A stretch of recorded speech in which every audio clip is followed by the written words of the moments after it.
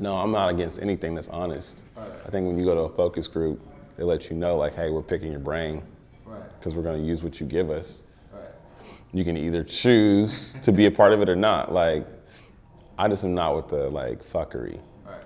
Here, come, we really want you to be a part of this, and they don't tell you what their intentions are. Right. Like, and I'm not with that in anything. Y'all ready to get this started? Yeah. Cool. You already did.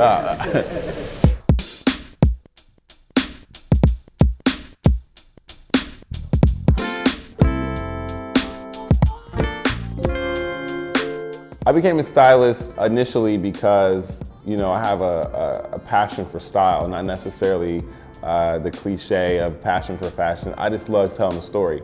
Coming from a marketing background and being able to tell, you know, someone's story through visual perception is really a gift of mine. And so I recognized that early on, and being able to use clothing to edify that story has been my strong suit.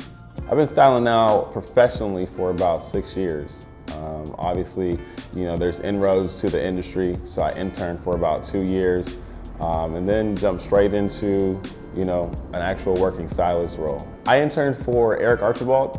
Eric Archibald at the time had a number of different things going on with MTV. He's Jennifer Hudson's stylist. He's worked very heavily with Def Jam. He's just, you know, to me, he is the pinnacle of, you know, of styling.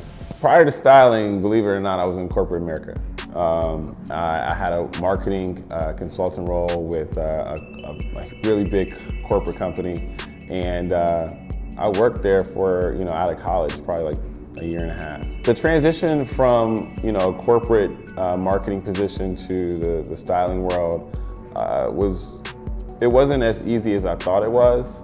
Because of my early success in corporate world, I was a little bit, I think, arrogant maybe, or cocky to think that the transition would be as smooth or I would achieve, you know, the same kind of status as quick. But it's definitely been a beneficial transition. I've learned a lot and I've had a lot of experience, you know, leading up to where I am now. You know, not only professionally, but personally. I feel like I've grown up as a man because of the transition that I was able to kind of ignite early on from corporate to the creative and entrepreneurial route. My clients right now include Marc Gasol for the Memphis Grizzlies, Mike Conley for the Memphis Grizzlies, Matt Barnes, Mercedes Lewis, Ed Davis, and the young superstar Andrew Wiggins. I think the difference between the clients that I have right now is that they all have a really strong sense of self. So I'm able to tap into that, you know, whether it's the bad boy tattoos with the tailored suit, which, you know, would go towards a guy like Matt Barnes, or the young superstar who is approaching greatness, not only from a personal standpoint, but also a professional standpoint, which would be, you know, an Andrew Wiggins. So being able to recognize where those guys are in their life gives me, you know, an aesthetic to kind of follow style-wise. Personality definitely plays a huge role in how I style the guys. I think that's the first step in actually styling. You never let the clothing lead to your decision. You always let the personality, the conversation, the relationship kind of lead you to where, you know, the look is. And I think that's one of the major differences between a lot of stylists that are successful and tenured and those who rely on the power of fashion, which is the clothing, to kind of gear them for success. The difference between fashion and style is, simply put, fashion is clothing.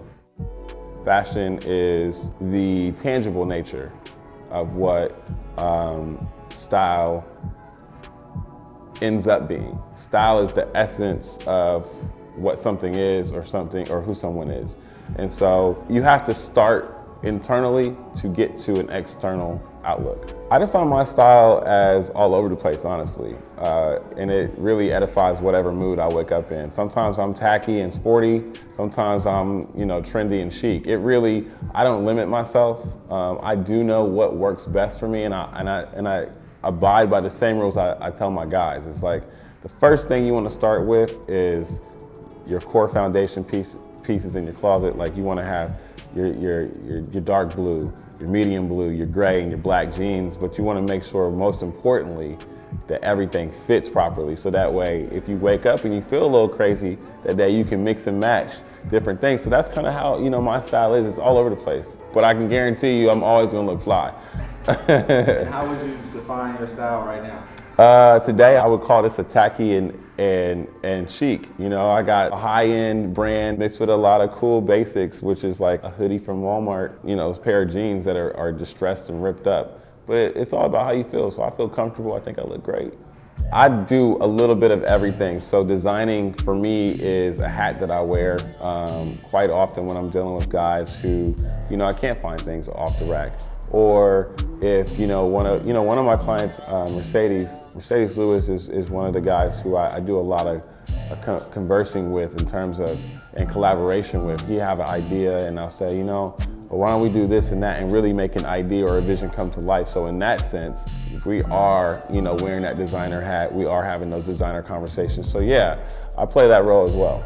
The athlete I feel has the best style, obviously, besides my clients, I think somebody I really enjoy seeing dressed is Chris Paul. Chris Paul, and I know his stylist really well, I think he has a really strong sense of who he is style-wise. I think his style moves are always careful, they're always strategic, and there's a lot of choices that they make as a team that I myself could see making for my clients, and that's rare.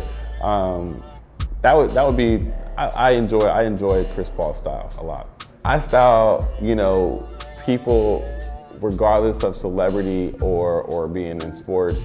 I think there's a strong agenda, and I can help that agenda and set goals and achieve that with my own personal aesthetic and my process. Then I'm more than willing to be a part of it. So yeah, I have styled celebrities. It just so happens that my niche is so strongly knitted with like the NBA style and the sportswear styling, and that's opened a lot of doors. But I style everyone.